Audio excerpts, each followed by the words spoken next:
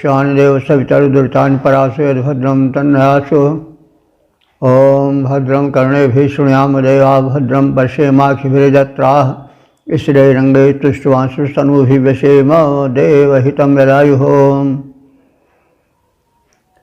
वेद प्रेमियों सुधी श्रोताओं, संप्रति हम सब ऋग्वेद के चौथे मंडल के 22वें सूक्त की व्याख्या में प्रवेश करने जा रहे हैं।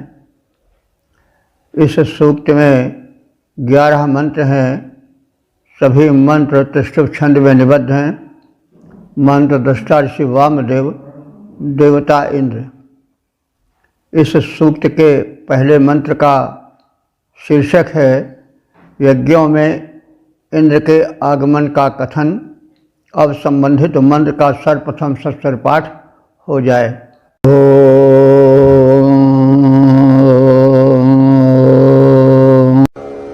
यन्न इन्द्रो जुजुषे जच्चवष्टितन्नो महान् करति शुष्म्याजिद ब्रह्मस्तोमम् मघवासोममुक्थायो अश्मानं शवसा बिभ्रदेति।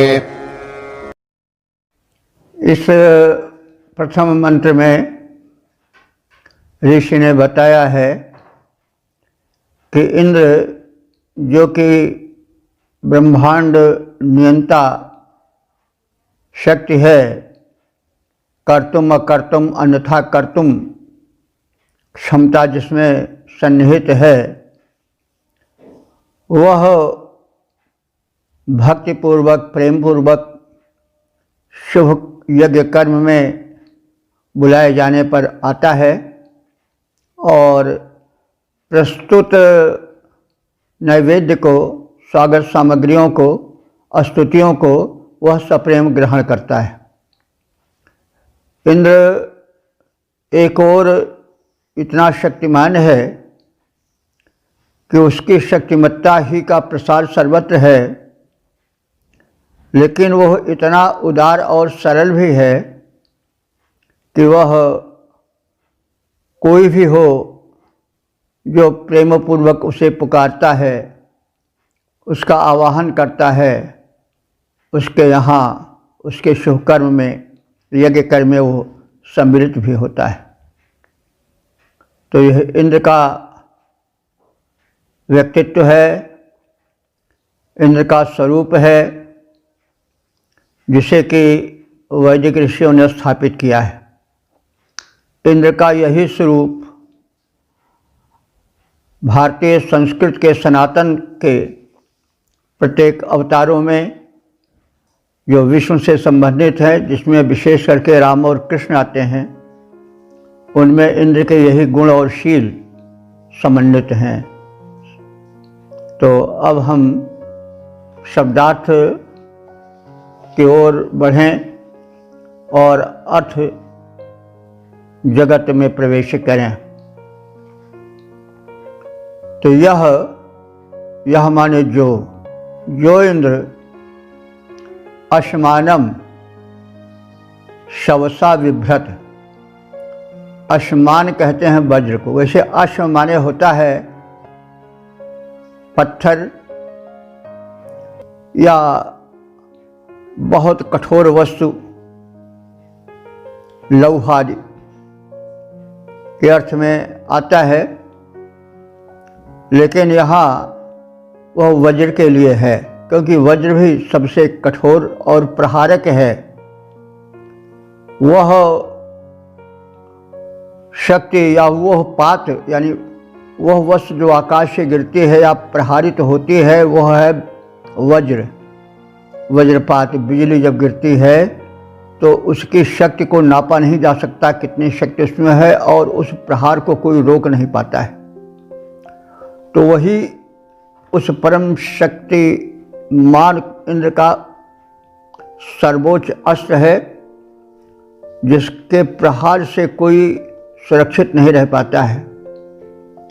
तो ऐसे वज्र को, अस्त्र को इंद्र शवसा, शवसा माने बल द्वारा, शव माने बल होता है, और शवसा का तृतीया एक वचन है, शव का शवसा। आप हमेशा ध्यान रखें कि शव शब्द ऋग्वेद में लाश के लिए या मुर्दे के लिए नहीं प्रयुक्त हुआ है। यह शब्द सदैव शक्ति के लिए प्रयोग हुआ है। शव, श और वा तालवीय सा है शव। तो इंद्र शव सा अपने बल से बिभ्रत माने धारण करता है। क्या धारण करता? अश्मानम, प्रहारक वज्र को। और इस प्रकार से एति माने वह आता है हमारे कर्म यज्ञ में। नह यत, और उसके आगमन पर, नह माने हमारा, यत माने जो कुछ भी है, श माने और, यत वस्तु जो वह इंद्र चाहते हैं, वस्तु माने चाहना, उससे वे जजुषे माने सेवन करते हैं। इंद्र का आगमन और उनका उपासक द्वारा प्रस्तुत नैवेद्य आदि का सेवन करना कथित है। वे इंद्र महान सुष्मी, सुष्मी माने बलवान, सूक्ष्म बल को कहते हैं, और सुष्मी माने बलवान। वे इंद्र महान हैं और परम बलवान हैं। मघवा माने ऐश्वर्यवान हैं।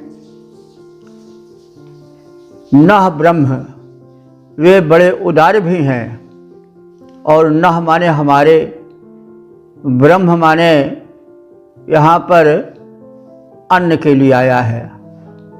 अन्न से मतलब भविष्यान्न नैवेद्य आदि आएगा। देखिए, ब्रह्म शब्द अनेक अर्थों में प्रयुक्त होता है। ब्रह्म शब्द बृह धातु से बना है, जिसका विस्तार अपार हो वह ब्रह्म है। तो ब्रह्म जो इस समय प्रचलित अर्थ में हम देखते हैं वो तो है परमात्मा के लिए आता है। परम ब्रह्म, परमात्मा को ब्रह्म कहते हैं। लेकिन ब्रह्म का और भी अर्थ होता है। ब्रह्म का अर्थ वेद या वेद मंत्र भी होता है, और ब्राह्मण शब्द उसी से बना है। वेद और वेद मंत्रों के अर्थ को, उसके तात्पर्य को, उसके संदेश को जो जानता है वही ब्राह्मण है। ब्रह्म न, तो वो संधि के कारण रा होने पर ना का ड़ा हो जाता है।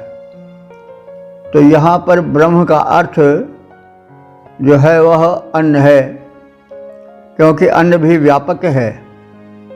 अन्न के अंतर्गत केवल दाल चावल आटे आदि नहीं आते हैं। यावत आहार हैं वे सब अन्न हैं। अद्यते इति अन्न, जो सब खाया जाए, ग्रहण किया जाए, ऊर्जार्थ वो सब अन्न है। उस अर्थ में जो कुछ पेय और खाद्य है वो अन्न है।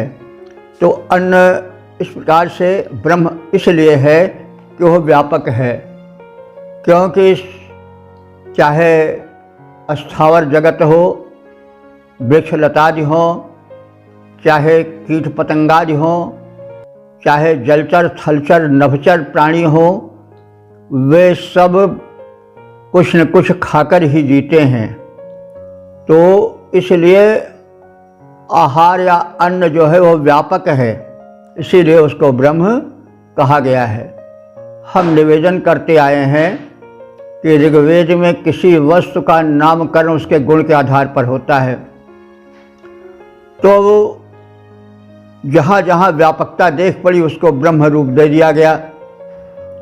तो अब यहाँ पर ब्रह्म शब्द अन्न के लिए है, क्योंकि अन्न आहार जो है वो सर्वत्र है, उससे वह बड़ा व्यापक है। वह समुद्र में भी है, वह आकाश में भी है, वह जल में भी है, वह थल में भी है, वह सर्वत्र है, भिन्न भिन्न रूपों में व्याप्त है। क्योंकि बिना आहार के कोई चल नहीं सकता है। कोई भी स्थावर जंगम प्राणी बिना आहार के जीवित नहीं रह सकता है। वो आहार चाहे कैसा भी हो। आहार ऐसे भी मिले हैं कि लोग वायुभक्षी हैं, वायु का सेवन करके भी लोग जी लेते हैं, तो वायु भी आहार है। राम जब वाल्मीकि रामायण में लिखित है कि दंडकारण्य में गए तो उन्हें तमाम ऐसे महात्मा मिले, तपस्वी मिले, जो कि वातप थे। वातप माने वायु पीकर रहते थे। और ऐसे लोग भी थे जो कि सूर्य की किरणों को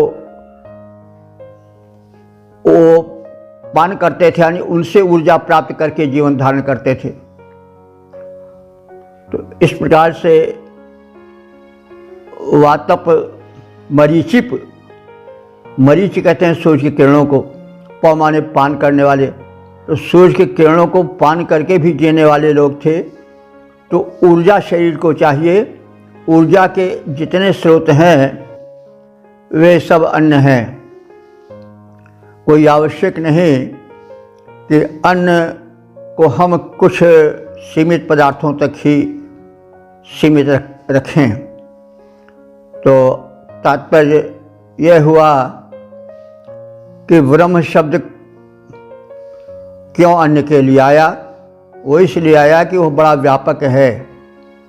तो उसी संदर्भ में कहा जा रहा है कि हम अपने शुभ कर्म में जो उस परम शक्तिमान इंद्र के आगमन पर उन्हें नैवेद्य रूप में प्रस्तुत करते हैं, वो सब ग्रहण करते हैं। और नह ब्रह्म उसी अर्थ में आया कि हमारे द्वारा प्रस्तुत अन्न को, तो ब्रह्म यहाँ अन्न के अर्थ में आया है। और हमारे द्वारा प्रस्तुत अस्तोमम, अस्तोमम का मतलब हुआ कि स्तुति को। और सोमम, सोमम माने सोम रस को, जो इंद्र को परम प्रिय है। और उक्था, स्तोत्रों को।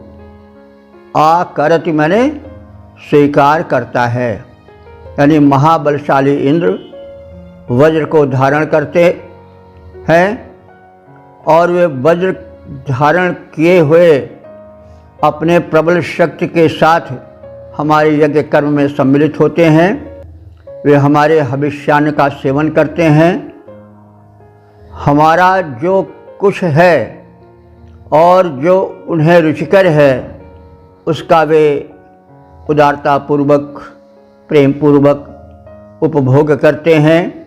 वे हमारी स्तुतियाँ, हमारे द्वारा समर्पित सोमरस और स्तोत्रों को स्वीकार करते हैं और अपनी उदारता और अपने प्रेम का पूर्ण प्रदर्शन करते हैं।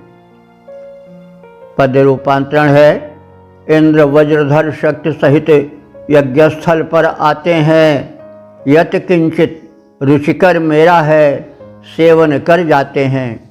सोम समर्पित हविष्यान स्तुति स्तोत्र हमारे करते हैं स्वीकार, बलि वे सकल वज्र कर धारे। ओम वेद प्रेमियों, सुधी श्रोताओं, संप्रति हम सब ऋग्वेद के चतुर्थ मंडल के 22वें सूक्त के दूसरे मंत्र की व्याख्या में प्रवेश करने जा रहे हैं। मंत्र दृष्टा ऋषि वामदेव, देवता इंद्र और छंद त्रिष्टुप है। शीर्षक है वज्रधर इंद्र की व्यापक संरक्षण शक्ति का कथन। अब संबंधित मंत्र का सर्वप्रथम सस्वर पाठ हो जाए।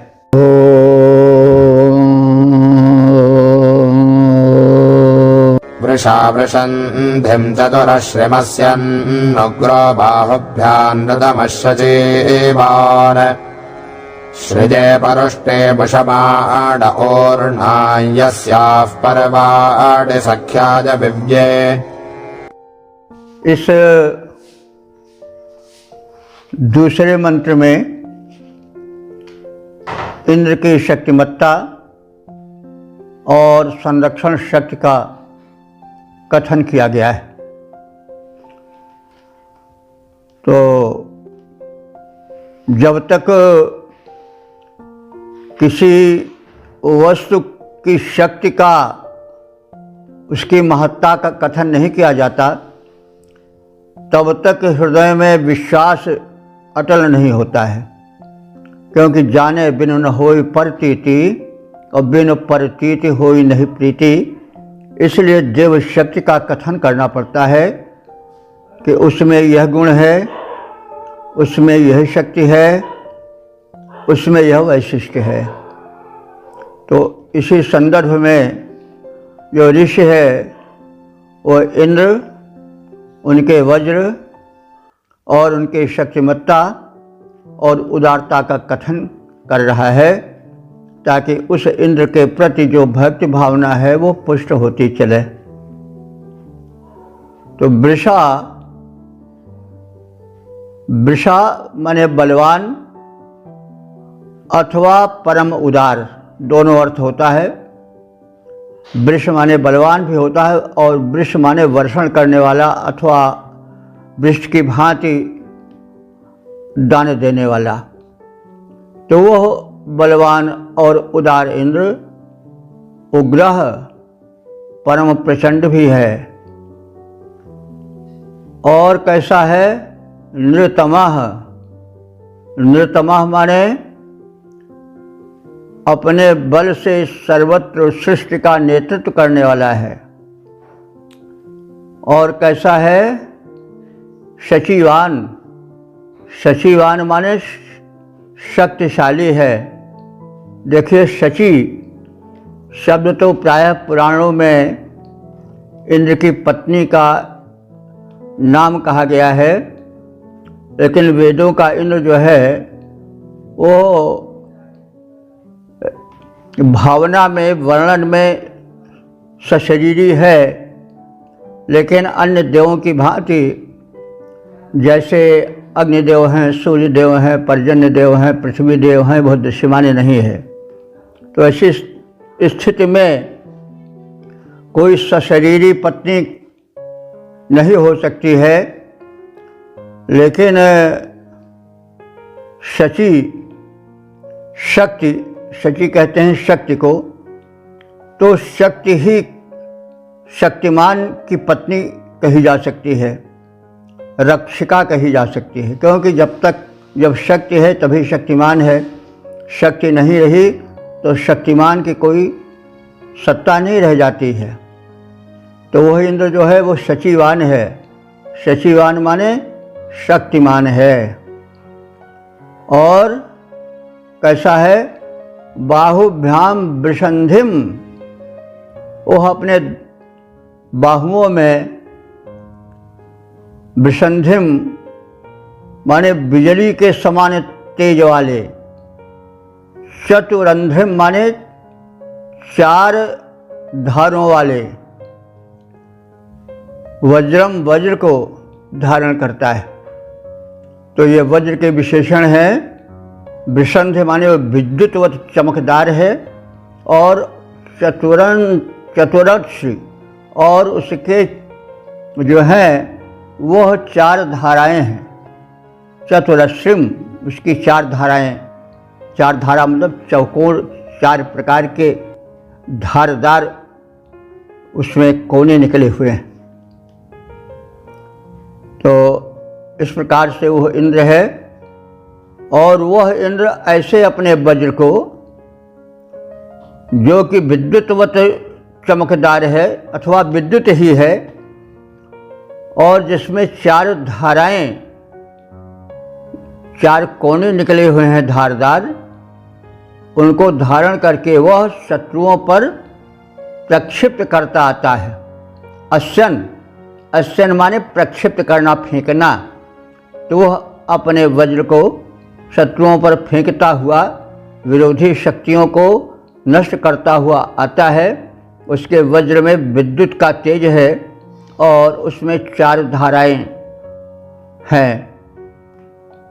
श्रेय, ऐसे इंद्र में श्रेय माने ऐश्वर्य है, और इसलिए ऐश्वर्य के लिए हम उसे और संसार के सभी उपासक उसे बुलाते हैं, क्योंकि जिसमें ऐश्वर्य होता है वही आवाहित होता है। किसी भिखारी को कोई नहीं बुलाता है अपने किसी पर्व में, बुलाया जाता है तो वह बुलाया जाता है जो जिसमें कुछ वजन होता है, किन्हीं कारण से जो एक आकर्षण अपने में रखता है वह बुलाया जाता है। तो और वह इंद्र आता है तो क्या करता है, सबका कल्याण करता है, साथ ही साथ परश्नीम उष्माणा, परश्नी नदी का उपभोग करता है। यानी परश्नी नदी के तट पर जाता है। परश्नी सिंध की सहायक नदी है और वो परश्नी कही जाती थी, आज भी है। उसका नाम कुछ बदल दिया गया हो सकता है वह कोई ऐसी नदी रही हो जो काफ़ी तेज धार से बहती रहती है, क्योंकि परुष से ही परश्नी बना है। प्रबल धार वाली नदी के तट पर वे जाते हैं तो ये सिंध की एक सहायक नदी है।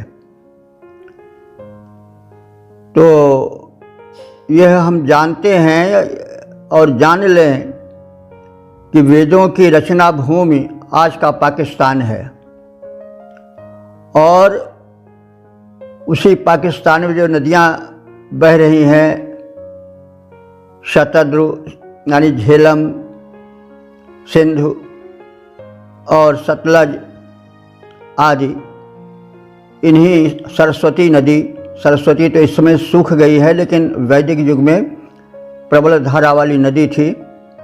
तो इन्हीं सभी नदियों के तट पर वैदिक सभ्यता का विकास हुआ था।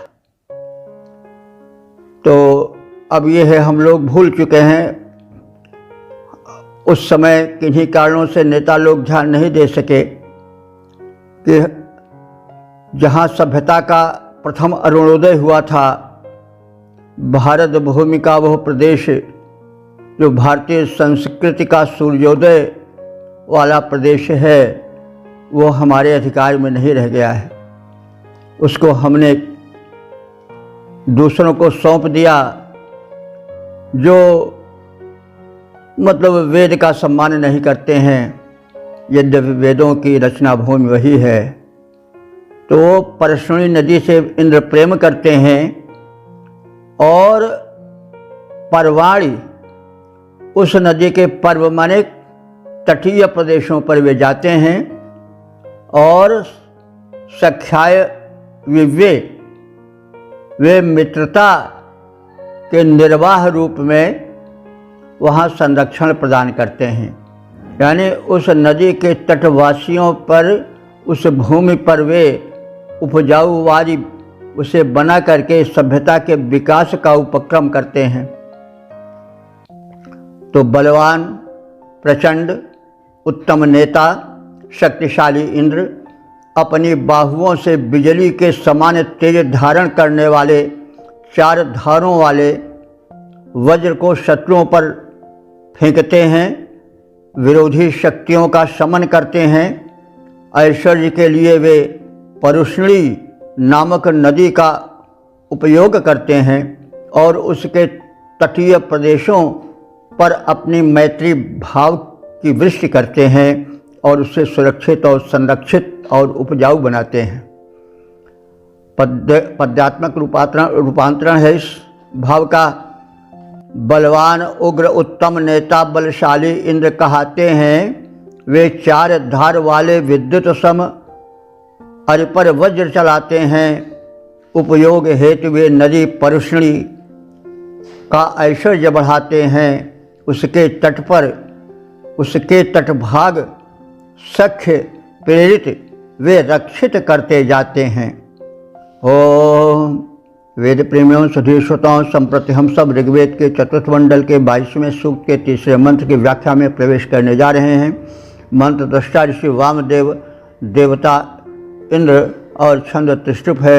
शीर्षक है इंद्र के प्रबल प्रताप का कथन। अब संबंधित मंत्र का सर्वप्रथम सस्वर पाठ हो जाए।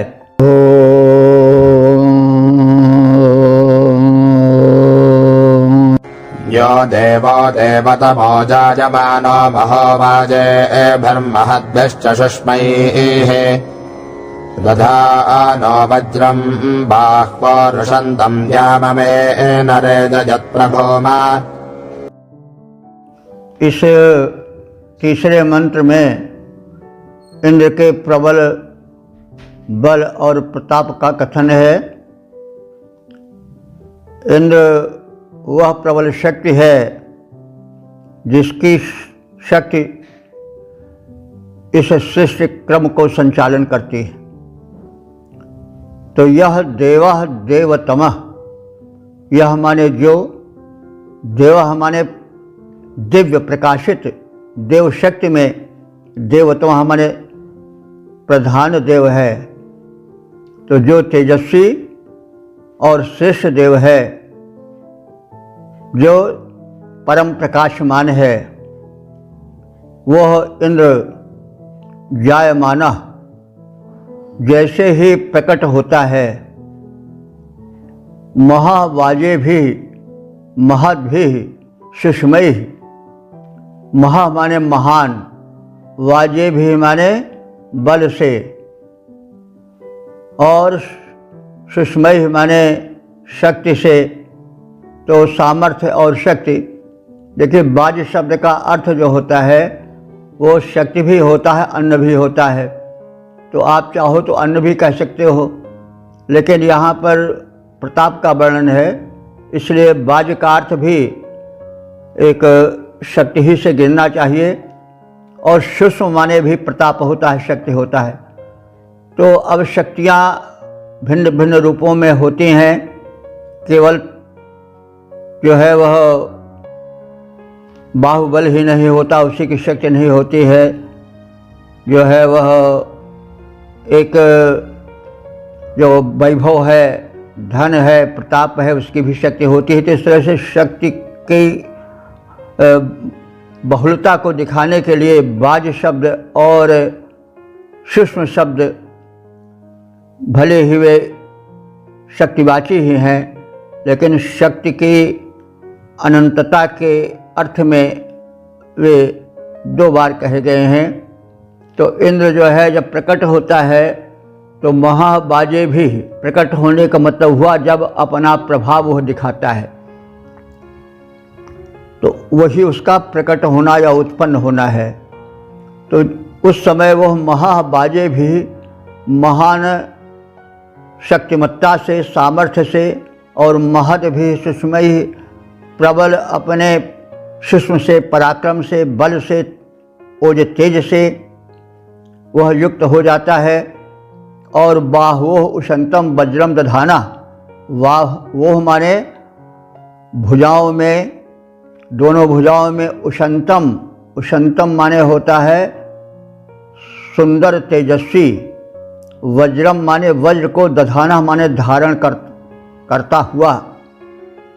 तो वह भुजाओं में सुंदर वज्र धारण करता हुआ, अमेन, अमेन माने बल से। अब अम शब्द भी बल के लिए यहाँ प्रयुक्त हुआ है, प्रचलित नहीं है, लेकिन वैदिक संस्कृत में अम का अर्थ भी बल होता है। अमेन माने बल द्वारा। वह द्याम, द्याम माने द्युलोक को, भूम और भूलोक को, रेजेत माने प्रकंपित कर देता है।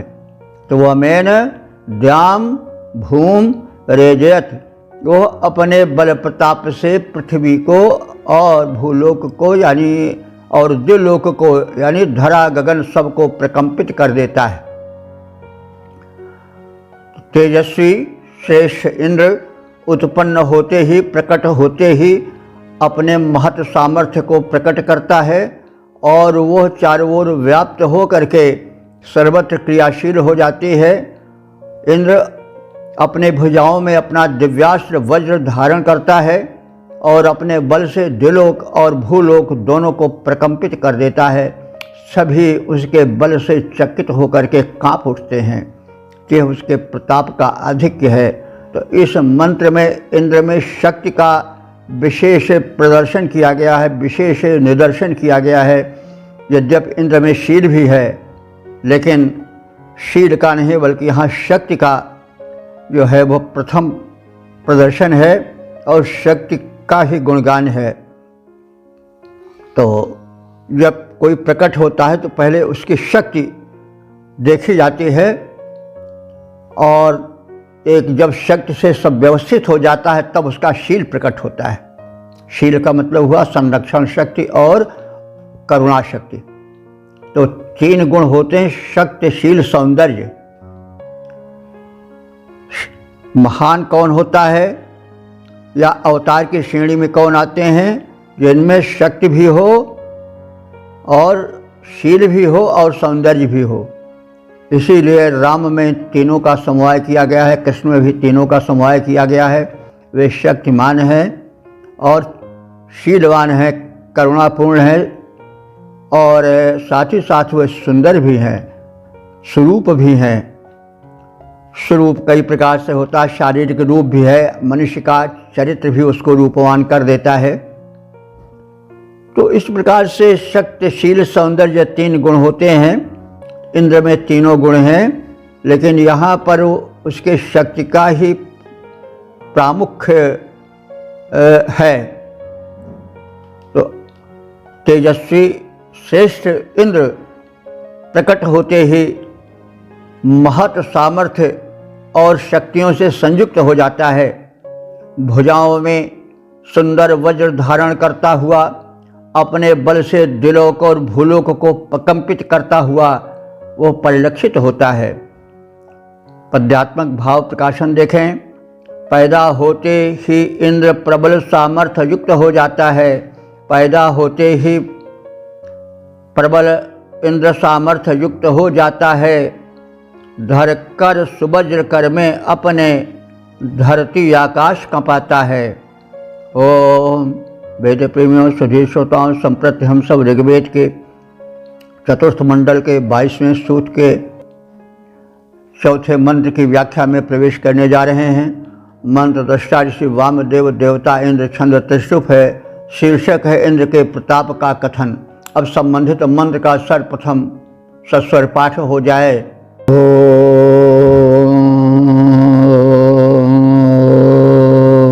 विश्वारोधांसि प्रपतश्च पूर्वेर्द्योरश्वाज्जनिमन्वेजतक्षोः मातरा भरति शुष्ण्यागोर्नृवत्परिज्मन्नानुबन्तमाताः। इस चतुर्थ मंत्र में यह व्यक्त किया गया है कि इंद्र जब अपनी प्रबल शक्ति को ब्रह्मांड में फैलाता है और उसका प्रभाव जतलाता है तो क्या प्रतिक्रिया होती है, क्या प्रभाव होता है, इसका कथन किया गया है। और इसी बहाने उसके परम प्रतापी रूप का भी चित्रण किया गया है। जन्मन, जन्मन माने जन्म लेते ही, जन्म लेते ही मतलब हुआ प्रकट होते ही, मतलब जब वह अपने सामर्थ्य को सक्रिय करता है और अपने उग्र रूप में आता है तो क्या होता है, इसका कथन है कि विश्वारोधांशी, सभी पहाड़, विश्वा माने सभी, रोधांशी, रोधांश कहते हैं जो पृथ्वी पर ऊंचे हुए कुछ भाग, टीले प्रकार के भाग दिखाई देते हैं, उन्नत भाग दिखाई देते हैं, उसको रोध कहा जाता है। उसी रोध से अवरोध बना है, जो ऊंचा उठ जाता है भाग, उसका वो आगे बढ़ने में चढ़ाई वाला भाग अवरोध उत्पन्न करता है, इससे उसको रोध कहा गया है। और लेकिन अब यहाँ पर उसका व्यापक अर्थ दिखाने के लिए पहाड़ को लिया जाएगा, क्योंकि पहाड़ अवरोधक होता है। जब वो सामने पड़ जाता है तो फिर चढ़ाई बहुत ही कठिन हो जाती है। तो यहाँ पर रोधांशी वैसे तो शब्दार्थ रोधांश क्या है कि जो उन्नत प्रदेश हों, यानी ऊंचे उठे हुए प्रदेश हों जहाँ चढ़ाई करनी पड़े, वो रोध है, क्योंकि वो अवरोध उत्पन्न करता है। लेकिन विशेष करके यहाँ पर आया है पहाड़ों के लिए। तो जिस समय इंद्र अपने प्रबल पराक्रम को प्रकट करता है तो उसके प्रभाव से विश्वारोधांश सभी पर्वत और पूर्वी पर्वतः जल से भरी पूरी हुई नदियाँ, द्योह माने द्विलोक, क्षाह माने भूलोक, तो द्विलोक और भूलोक, रेजत माने कांपने लगते हैं। यानी जब इंद्र अपनी शक्तिमत्ता को प्रकट करता है तो उसकी शक्ति के प्रभाव को कोई रोक नहीं पाता है। परिणाम यह होता है कि सभी पहाड़ और जल से परिपूरित नदियाँ, धरती और आकाश सभी में प्रकंपन हो उठता है, रेजता हो, सभी प्रकंपित हो उठते हैं। और द्यावा पृथ्वी आभरती, वह जो इंद्र है वह अपने पौरुष को, तेज को, प्रताप को धरा और गगन में परिपूरित कर देता है। और उसके प्रताप से वाताह माने वायुएं, हवाएं, निर्वत माने मनुष्य की तरह, परिजम्न नोन्वंत अंतरिक्ष में शब्द करने लगती हैं। तो महान इंद्र के पैदा होते ही सभी पहाड़, जल से भरी पूरी नदियाँ, द्विलोक तथा भूलोक प्रकंपित होने लग जाते हैं। यह बलवान इंद्र द्यावा पृथ्वी को धारण करने वाला है, परम समर्थ है। इंद्र से प्रेरित वायु अंतरिक्ष में मनुष्य के समान शब्दायमान हो उठते हैं, यानी प्रबल वेग से अंतरिक्ष में वायुएं बहने लगती हैं। कहा जाता है जो अंतरिक्ष में सबसे ऊपरी तह है उस पर वायु का वेग परम प्रबल रहता है, इसलिए उसको मातरिश्वा भी कहते हैं। वहाँ एक झंझावात सदैव चलता रहता है, ऐसा कथन है लोगों का। तो अब इसका पद रूपांतरण देख लें। यह इंद्र महान हुआ ज्यों ही, यह इंद्र महान हुआ ज्यों ही बलवान लोक में जायमान, पर्वत नदियाँ अवनी अंबर हो गए सभी कंपायमान। द्यावा पृथ्वी दोनों को ही धारण करता है यह महान, इससे प्रेरित नभ में नरवत यह वायु हुआ शब्दायमान।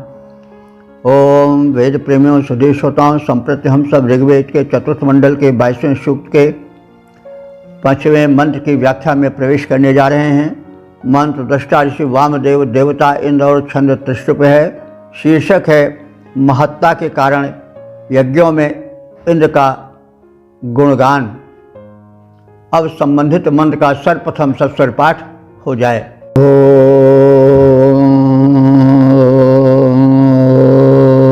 तातोत इन्द्र महतो महानि विश्वेष्वित्सवनेषु प्रवाच्या यच्छोरधृष्णो धृषतात धृष्वा न हिं वज्रेण शवसा विवेशीः। इस 5वें मंत्र में इंद्र के पराक्रम पूर्ण कुछ कृत्यों का कथन है और यह सम्मति दी गई है कि यज्ञों में इंद्र के जो पराक्रम पूर्ण लोकहित में किए गए कार्य हैं उनका वर्णन होना आवश्यक है, ताकि लोग जान सकें कि इंद्र की महत्ता क्या है, उसके भक्ति और उपासना से जीवन किस प्रकार से संवर और सुधर सकता है। तो इसी संदर्भ में, इसी भाव भूमि पर मंत्र के अर्थ का अवतारण उचित है। इंद्र कैसा है? शूरः, शूरवीर है, शौर्य संपन्न है, धृष्णो, और कैसा है, शत्रुओं को धृष्ण कर देने वाले, यानी रगड़ देने वाला है, मसल देने वाला है। वह इंद्र जो कि शूरवीर है, शत्रुओं का धर्षण करने वाला, उनको रगड़ देने वाला, पीस डालने वाला है। यत माने जो इंद्र दधृष्यवान अपने सामर्थ्य से लोगों को धारण करता है, संभाले हुए है, इसलिए वो दधृष्यवान है। दधृष्यवान माने लोगों को धारण करने वाला, संभालने वाला। वह इंद्र शवसा, शवसा माने अपने बल द्वारा, धृषता वज्रेण और शत्रु संहारक वज्र द्वारा, अहिम अविवेशी ही, अहि माने अहिराक्षस दैत्य, वृत्तासुर को भी दैत्य कहा जाता है। वैसे बादल को भी निरुक्त आदि में अहि कहा गया है। वैसे अहि का शब्द जो है, अहि शब्द जो है वह लोक संस्कृत में या लोक में तो सांप के रूप में जाना जाता है, लेकिन वेद में इस रूप में इस शब्द का अल्प प्रयोग है और वृत्तासुर के अर्थ में इसका अधिक प्रयोग है। तो इस इंद्र ने अहि असुर को अथवा वृत्तासुर को अविवेशी मार डाला है। और महतः ते, हे इंद्र, ऐसे तुम्हारे महान पराक्रम का वर्णन विश्वेषु सवनेषु भूयात, सभी सवनों में होना चाहिए। तो सवन क्या है, यह पिछले कई सूक्तों में बताया गया है। यज्ञ में 3 सवन होते थे, प्रातः, मध्याह्न और सायंकाल। ये 3 समय अग्नियाँ प्रज्वलित होती थीं और यज्ञ होते थे। तो उन यज्ञों में सोमलता को कूट करके उसका रस निकाला जाता था, उसका शोधन होता था, परिष्करण होता था, उसमें निर्मल जल और दुग्धादि का मिश्रण होता था, स्वर्ण भी मिश्रित किया जाता था, आदि आदि कर्म होते थे। वो शोधन काल था सोम का। तो वही सवन काल होता है। जब यज्ञ में सोमलता निचोड़ी जाती है, उसका शोधन परिष्करण होता है, तो वो सवन काल कहा जाता है। तो ये तीनों काल में जो यज्ञ होते हैं और जो यज्ञ में सवन होता है, उन सवन के तीनों अवसरों पर इंद्र के गुणगान की आवश्यकता है। इंद्र के तेज का, प्रताप का, बल का, वैभव का वर्णन अवश्य होना चाहिए। यह ऋषि का कथन है, उसकी सम्मति है। तो हे शूरवीर शत्रु संहारक इंद्र, लोगों को धारण करते हुए तुम शत्रु शामक वज्र द्वारा बलपूर्वक वृत्तासुर का संहार कर डालते हो। हे इंद्र, तुम महिमामान हो, महिमा मंडित हो और तुम्हारे कर्म भी महान हैं। वे सभी यज्ञों में, ये इंद्र जो इतने महान हैं, वे सभी यज्ञों में और यज्ञों के समस्त सवनों में विशेष रूप से स्तुत्य हैं। उनका वर्णन, उनके पराक्रम का वर्णन और उनके प्रति भक्ति का प्रदर्शन आवश्यक है। पद्यात्मक भाव प्रकाशन देखें। अरे संत्रासक हे वीर इंद्र, धारित त्रिभुवन तेरे द्वारा। अरे संत्रासक हे वीर इंद्र, धारित त्रिभुवन तेरे द्वारा। अरे शामक वज्र धार कर में बल से वृत्तासुर मारा। हे इंद्र, महा महिमाशाली हैं कर्म तुम्हारे, सब महान है उचित यही।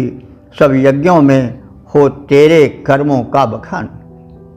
ओम वेद प्रेमियों, सुधीर श्रोताओं, संप्रति हम सब ऋग्वेद के 4th मंडल के 22वें सूक्त के 6ठे मंत्र की व्याख्या में प्रवेश करने जा रहे हैं।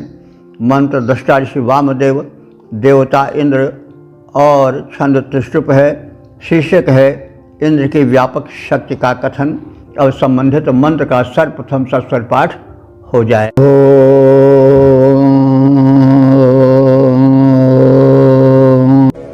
तातो ते सत्यातुमिन्द्रं न विश्वा प्रधे नमस्य स्रते वृष्ण ऊर्ध्नाः अधाहत्वद्वृषमणोऽभिगानाः प्रसिन्धवो जपसा चक्रमन्ता। इस 6ठे मंत्र में यह कथित है कि सृष्टि में जो एक व्यवस्था है वह इंद्र के ही शक्ति के कारण है। सृष्टि जो सुसंचालित है, व्यवस्थित चल रही है, उसमें एक नियमन है, उसके पीछे इंद्र की ही शक्ति है। और कोई भी व्यवस्था शक्ति से ही चलती है। शासन व्यवस्था है, यदि व्यवस्थापक की व्यवस्था का भय ना हो तो लोग मनमानी करें और फिर चोरी डकैती लूटपाट खून कत्ल से भर जाए संसार। लोग जानते हैं कि जब भी हम व्यवस्था का उल्लंघन करेंगे तो हमको दंड मिलेगा, इसीलिए लोग एक सिलसिले से चलते हैं, एक व्यवस्था से चलते हैं। जहाँ भय खत्म हो जाता है, मनमानीपन आ जाता है, वहाँ फिर अनर्थ आ जाता है। तो शासन के लिए एक व्यवस्था है और वह व्यवस्था परम आवश्यक है। तो लौकिक स्तर पर तो हम देखते हैं शासन की शक्ति जो है, उसका नियमन जो है, उसका कंट्रोल जो है, वही एक शांति और एक व्यवस्था बनाए रखता है।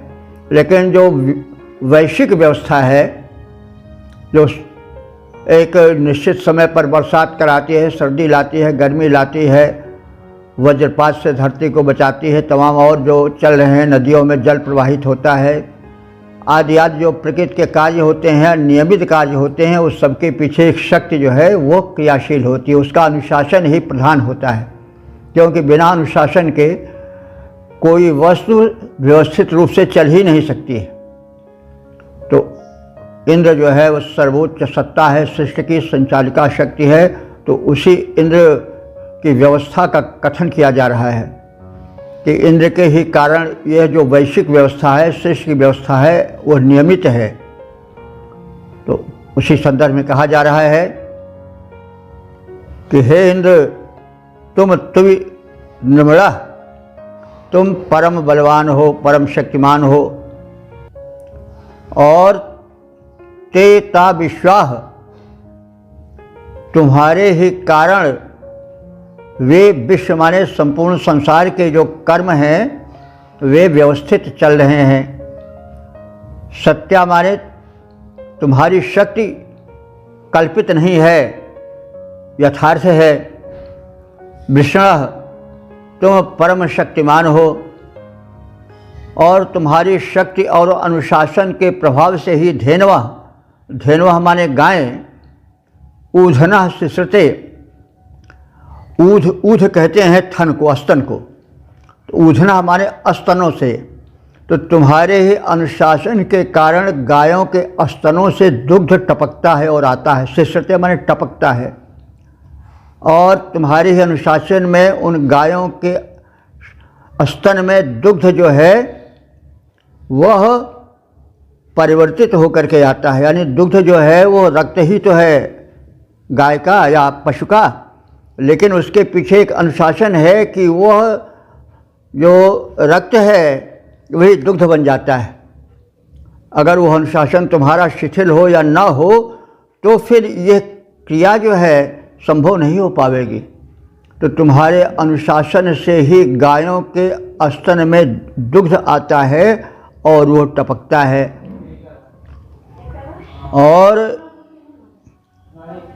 अध माने और, वृष मनः, हे बलवान मनः शक्ति वाले इंद्र, त्वदभियाना, तुमसे ही भय खाती हुई, तुम्हारे ही अनुशासन से डरती हुई, सिंधवा, सिंधवा माने नदियाँ। ये हम बताते आ रहे हैं कि सिंधु माने जो है वो नदियों, सिंधु जो है वो नदियों को ही कहा गया है। भले ही आज सिंधु एक नदी विशेष मानी गई हो, लेकिन ऋग्वेद में सिंधु सभी नदियों के लिए आया है। सिंधु शब्द ज़्यादातर समुद्र के लिए भी है, लेकिन ऋग्वेद में हम देखेंगे कि जगह जगह पर सिंधु शब्द जो है नदी के लिए ज़्यादा आया है। तो सिंधवा नदी का बहुवचन है। और सिंधु इसलिए कहा सिंदति इति सिंधु, जो सरकती हुई चले बह, वो नदी है। तो नदियाँ सरकती हुई बहती हुई चलती हैं, इसलिए उनको सिंधु कहा जाता है। तो ऐसा क्यों होता है? कोई दौड़ना भागना नहीं पसंद करता है, सब चाहते हैं विश्राम करें। लेकिन हे इंद्र, तुम्हारा अनुशासन है कि नदियाँ अहरनिश दिनों रात प्रत्येक क्षण दौड़ती भागती हुई चली जाती हैं। ये तुम्हारा ही भय है, तुम्हारा ही अनुशासन है। तो इस प्रकार से जवसा चक्रमंत, जवसा माने वेग पूर्वक, जव कहते हैं वेग को। देखिए यव और जव दो शब्द हैं। यव माने तो एक अन्य विशेष है, लेकिन जव जब जा से होता है तो जव माने वेग होता है। मनोजवम मारुतुल्य वेगम जितेन्द्रियम बुद्धिमताम वरिष्ठम। तो जव माने वेग। तो जवसा चक्रमंत, वेग से बहती हैं नदियाँ तुम्हारे अनुशासन के अंतर्गत रहकर।